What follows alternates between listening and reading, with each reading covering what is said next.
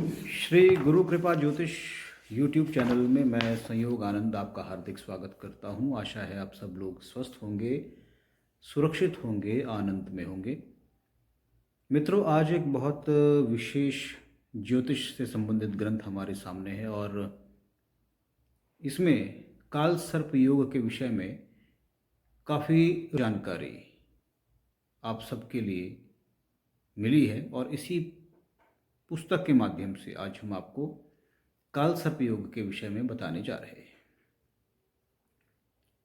ज्योतिष में 12 राशियां होती हैं और 12 ही लग्न होते हैं और इसी अनुसार प्रमुख रूप से 12 प्रकार के ही काल सर्प योग बताए गए हैं।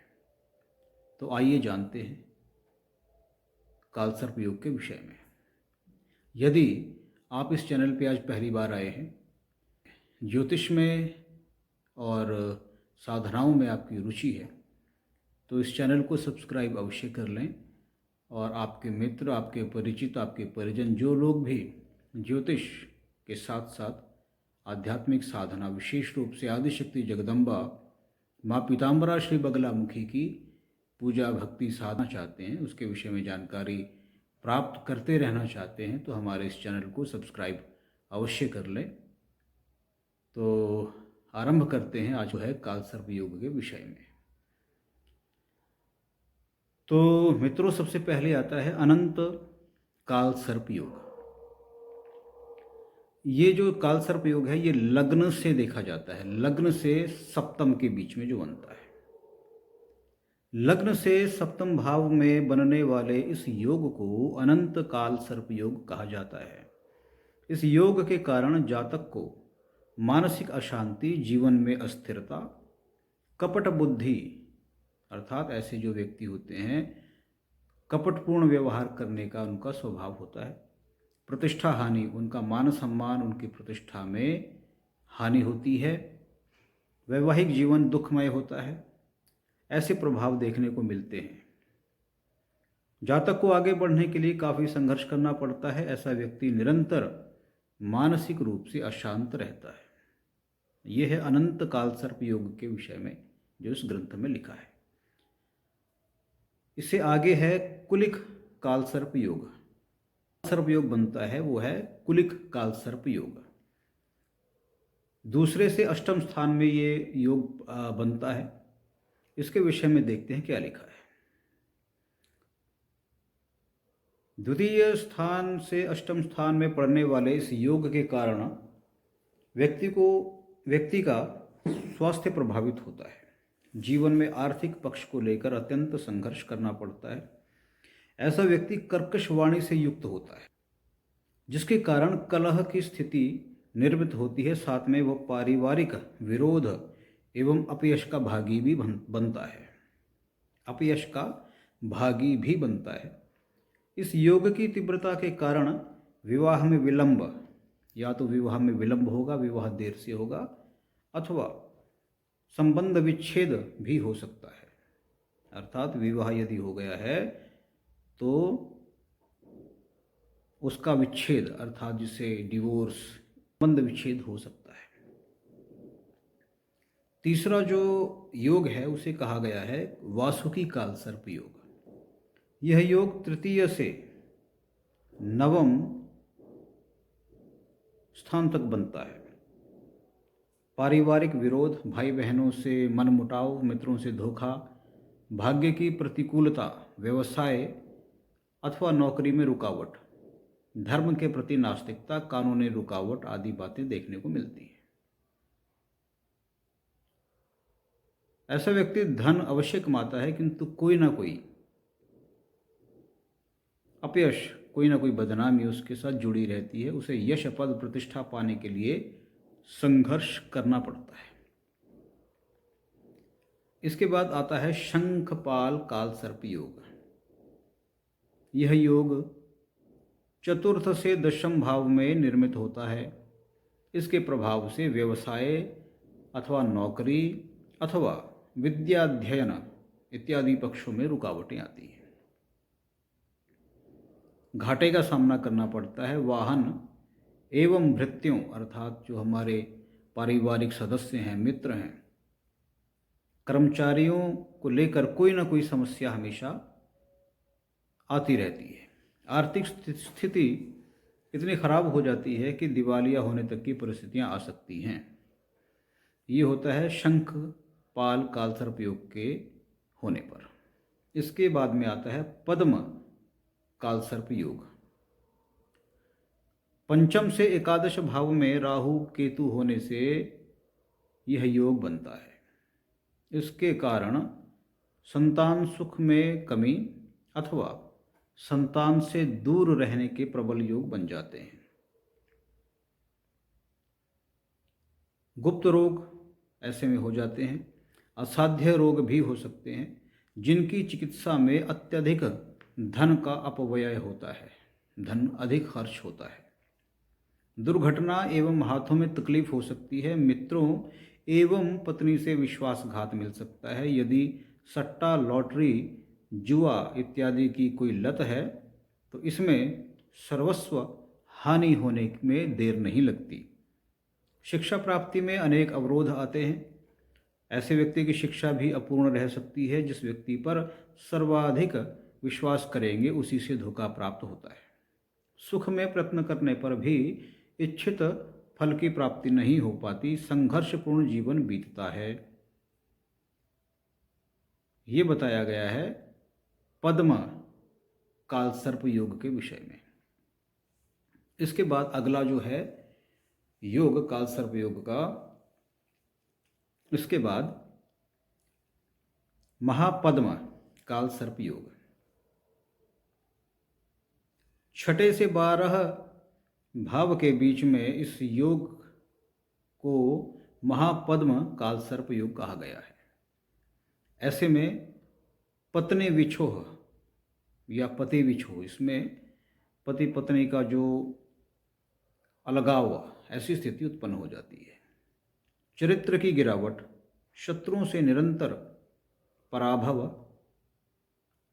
होता है। यात्राओं की अधिकता रहती है। आत्मबल की गिरावट देखने को मिलती है। प्रयत्न करने पर भी बीमारी से छुटकारा नहीं मिल पाता।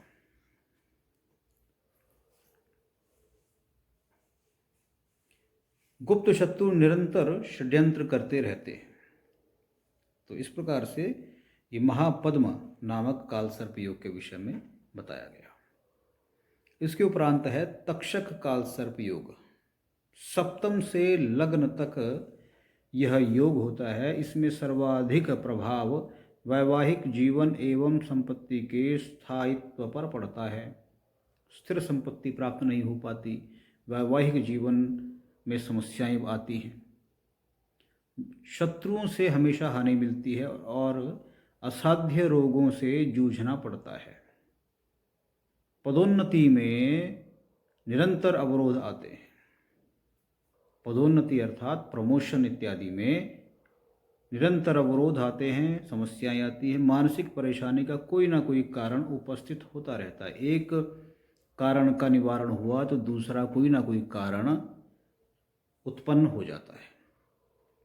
इसके बाद में आता है कर्कोटक कालसर्प योग।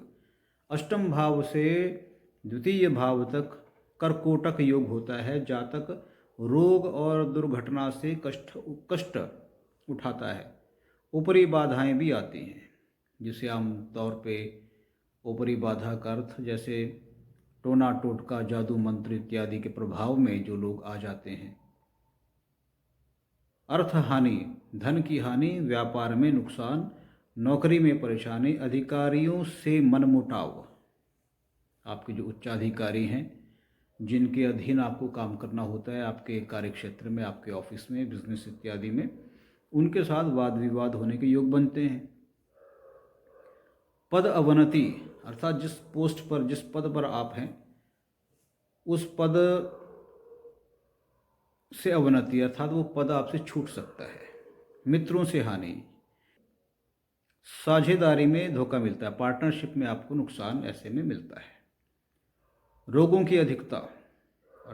की अधिकता होती है। किसी न किसी रोग से व्यक्ति पीड़ित रहता है।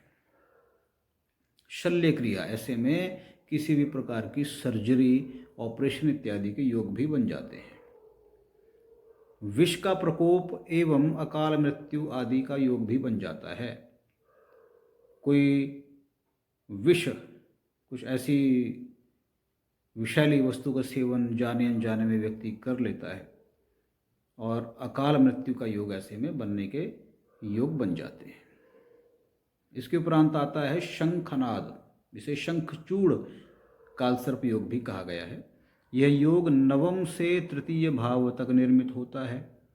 यह योग भाग्य को दूषित करता है, व्यापार में हानि एवं पारिवारिक तथा अधिकारियों से मनमुटाव कराता है, शासन से कार्य में अवरोध होते हैं, कार्य में रुकावट आती है।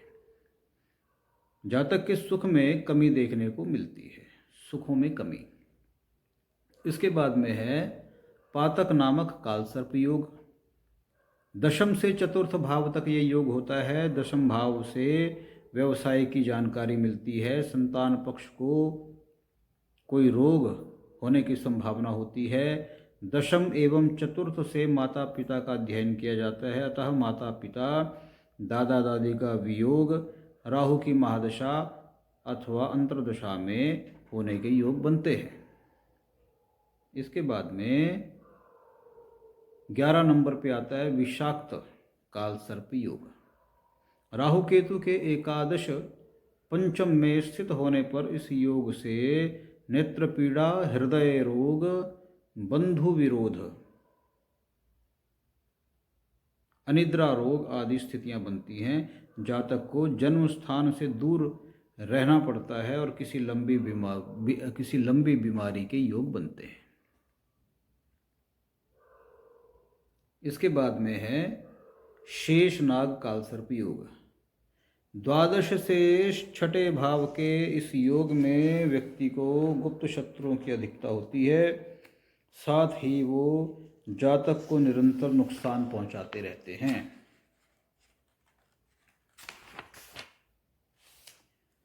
जीवन में बदनामी, अपयश अधिक होता है। नेत्रों की शल्य क्रिया भी करवानी पड़ सकती है। कोर्ट कचहरी, वाद विवाद इत्यादि मामलों में पराजय होती है। तो ये कालसर्प योग के 12 प्रकार इस ग्रंथ के माध्यम से हमने आपको बताए और इसके लक्षण भी आगे लिखे गए हैं, उसके विषय में भी थोड़ी बात करते हैं। कालसर्प योग के लक्षण। कालसर्प योग से जो व्यक्ति प्रभावित होते हैं उन्हें प्रायः स्वप्न में सर्प नजर आते हैं। यदि आपको सपने में सर्प दिखते हैं बार बार, तो इसका अर्थ यही है कि कालसर्प योग आपके जीवन में बना हुआ है। जातक अपने कार्यों में अधिक अथक परिश्रम करने के बाद भी आशातीत सफलता प्राप्त नहीं कर पाता। मानसिक तनाव से ग्रस्त रहता है, जिसके कारण सही निर्णय लेने में असमर्थ रहता है। अकारण लोगों से शत्रुता मिलती है। गुप्त शत्रु सक्रिय रहते हैं जो कार्यों में अवरोध उत्पन्न करते रहते हैं। पारिवारिक जीवन भी कलहपूर्ण होता है। विवाह में विलंब अथवा वैवाहिक जीवन में तनाव के साथ विच्छेद तक की स्थितियां निर्मित हो जाती हैं। सर्वाधिक अनिष्टकारी समय। कालसर्प योग जो है सबसे अधिक दुष्प्रभाव कब देता है, इसके विषय में भी लिखा गया है कि जातक के जीवन में सर्वाधिक अनिष्टकारी समय इस अवस्था में होता है। राहु की महादशा, राहु की प्रत्यंतर दशा अथवा शनि, सूर्य तथा मंगल की अंतर्दशा में ये योग बनते हैं। जीवन के मध्यकाल लगभग 40 से 45 वर्ष की आयु में। इसके उपरांत ग्रह गोचर में कुंडली में जब जब काल सर्प योग बनता है तब भी ये प्रभाव निर्मित होते हैं।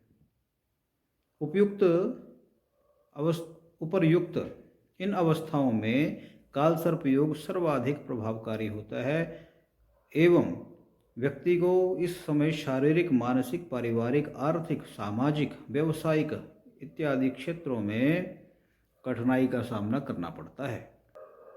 काल सर्प योग की शांति किसी पवित्र नदी तट, नदी संगम, नदी के किनारे, शमशान, नदी किनारे स्थित शिव मंदिर अथवा किसी भी नाग मंदिर में कर सकते हैं। कभी कभी देखने में आता है कि अनेक दैवज्ञ यजमान के घरों में ही काल सर्प की शांति करवा देते हैं। ऐसा ठीक प्रतीत नहीं होता। इस पुस्तक में लिखा गया है कि घर में कभी भी काल सर्प योग की शांति, काल सर्प योग निवारण पूजा अनुष्ठान नहीं करना चाहिए। रुद्राभिषेक तो घर में किया जा सकता है, किंतु काल सर्प योग की शांति निवास स्थल में नहीं करनी चाहिए। इसके अब बात करते हैं काल सर्प दोष, काल सर्प योग शांति के उपाय। काल सर्प योग का सर्वमान्य शांति उपाय रुद्राभिषेक है। श्रावण मास में इसे अवश्य करना चाहिए। बहते जल में विधान सहित पूजन करके दूध से पूरित कर चांदी के नाग नागिन के जोड़े को प्रवाहित करना चाहिए। तीर्थराज प्रयाग में तर्पण एवं श्राद्ध कर्म करना चाहिए। काल सर्प योग में राहु की शांति का उपाय रात्रि के समय किया जाना चाहिए और राहु के सभी पूजन शिव मंदिर में रात्रि के समय या राहु काल में करना चाहिए। राहु के हवन में दूर्वा का उपयोग करना चाहिए। शिवलिंग पर मिश्री एवं दूध अर्पित करें। शिव तांडव स्तोत्र नियमित पाठ करें। घर में पूजा स्थान में भगवान श्री कृष्ण की मोर पंख युक्त मूर्ति का नियमित पूजन करें। पंचाक्षर मंत्र का नियमित जप करें। नियमित मूली का दान एवं बहते जल में कोयले प्रवाहित करते रहने से स्थायी शांति मिलती है। मसूर की दाल एवं कुछ पैसे सफाई कर्मचारी को प्रातःकाल दें। नवनाग स्तोत्र का पाठ भी आप इसमें कर सकते हैं।